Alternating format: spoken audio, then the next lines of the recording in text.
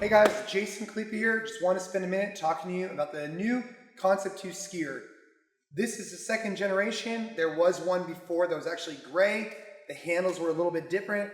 Essentially, they're relatively similar, but this second generation is significantly better in my opinion. If you do have the first generation, one thing I want to note is if you have the gray one with the handles with the straps, just attempt to do it without actually putting your hands in the straps. Just grab on the outside and put your thumb on top. That's an easy way to keep a good secure grip without having to get in and out if you're doing intervals, etc. All right, on to the Concept 2, this edition. The reason why I want to talk to you guys today about the SkiErg is because of its carryover into other stuff that we're doing here in CrossFit. I did a video a while ago on the rower, and I talked about the techniques behind it and whatnot, and it seemed like a lot of people liked that. What I want to do today is I want to talk about the technique side of the SkiErg, but I also want to explain why I think it's such a great tool for people who are doing CrossFit.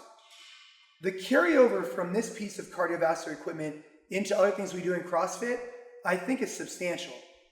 Specifically for things like swimming, pull-ups, or any type of kind of like hip closing exercise, even like a toes to bar, this can be extremely valuable for developing more stamina. So, before we get started, I want to talk about the damper setting. I talked about this the last time we were talking about the rower, but I want to bring it up again on the SkiErg because I think it's an important concept. When you're rowing on a 10, it's like rowing through the water with a big oar. It's kind of hard to pull, it takes a little while, but you kind of get a lot of water behind it. But then immediately after, you got to get another stroke. If you row through the water with like a tablespoon, it's like rowing through the water on a 1. It's kind of easy to row, doesn't really get you very far necessarily, and then right when you get back in the water, it's almost like you don't even really feel it. When I use a SkiErg or use a rower, what I think about is I think about listening, and I'm listening to the turbine or the whatever's in there.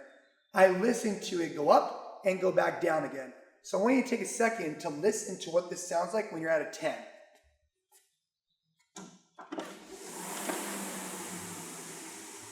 It goes up and it shuts off.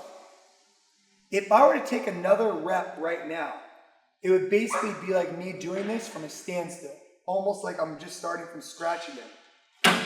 Now the difference would be, if I drop this down to a 1, watch this. If I do a big pull, listen to the difference. The turbine in there continues at the same rate for a long period of time.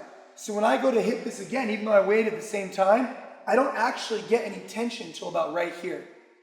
And so the good way to think about it, or the good way to listen to it is, if you're rowing through the water and you basically row as hard as you can, let's just say you're on a 10, and then this thing stops, or your forward progress stops, and you put the oars back in the water, you're basically starting from scratch again. It's pointless. That same thing though would happen if you're on a 1 and you row through the water and then immediately, for example, put it back in again. So what you're looking for is this blend or this balance. And so you need to dictate your cadence here based on what you need to do here, based on who you are, your pull, etc. But what I want you to think about is listening to the sound. So you want to hit its pinnacle, and then just as it's going down, boom, you hit it again. This way you're not starting from scratch again, but this way you're also maximizing the efficiency of it. For me, I like to row on about a 7.5 or an 8 if I'm doing like 2Ks or things of that nature. If I'm doing sprints, I need to have it at 10, otherwise I'll just fly off the back of the rower. That same thing applies to the SkiErg, only it's a little bit less. So when I'm on the SkiErg, I like to be about a 6.5 to a 7 when I'm going for distance. If I'm going for fast, aggressive intervals, I have it at 10. Again, the reason why I need it on 10 for intervals, for fast, aggressive, like 100 meters, for example, I love doing those, is because I need the resistance and the tension, and I also need it to come back down again before I hit it again. So for example, if I crank it on a 1 as hard as I can, and then I hit it again, I don't get any tension until too late. Whereas on a 10, you can hear the difference, it creates more tension.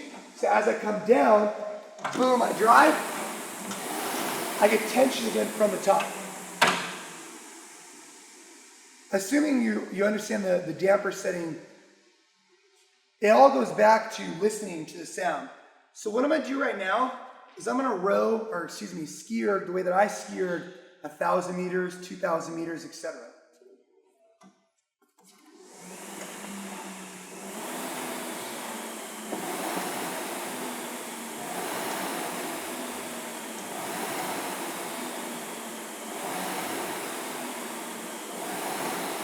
So if you listen to it, I pull a stroke, it goes up, and then just when it starts to maybe start to go down a little bit, boom, I pull another stroke.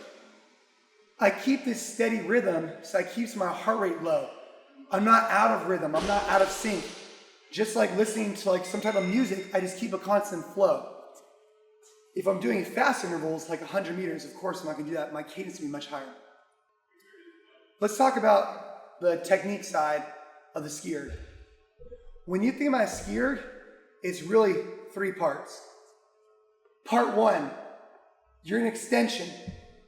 You start by kind of engaging the lat and pulling down on the arm, right?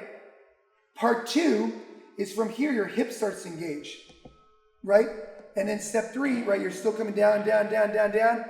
Boom, you finish with the extension in the arms. So now what I'm doing here, right, I'm in extension here. I initiate by kind of driving down the lat.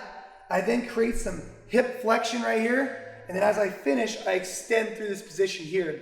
What it isn't is just this, right? You need to recruit everything here to really get a lot of power. So a good way to think about it is that when you're first jumping on these machines, you can start back here, and almost like you're doing a lat pull down at the conventional gym, you can understand this concept of kind of driving down with your lats. Driving down with your lats, right? Then start to engage your core and drive down with your hip. Driving your hip, right? Create energy from that.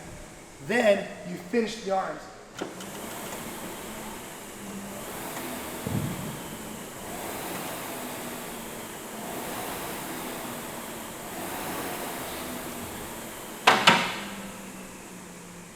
The important thing to understand here is the carryover from this tool to other things we do in CrossFit. What do you guys do in CrossFit that kind of mimics this position here? I mean, all kinds of pull-ups, whether you're being gymnastics kit, you're doing muscle-ups, you're doing bar muscle-ups.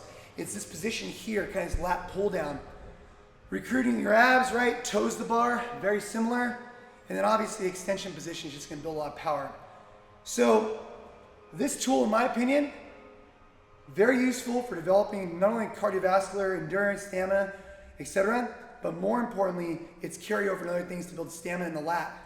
For me, I've seen a significant improvement, like I said, in swimming, pull-ups, and anything really to do with pulling on a stamina basis.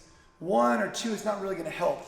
But if you're talking about long extensions of time, doing a lot of reps, I think something like this could really play a role in that. So give the SkiErg a shot. If you don't have one, go find a friend, go check one out, and see what you can do.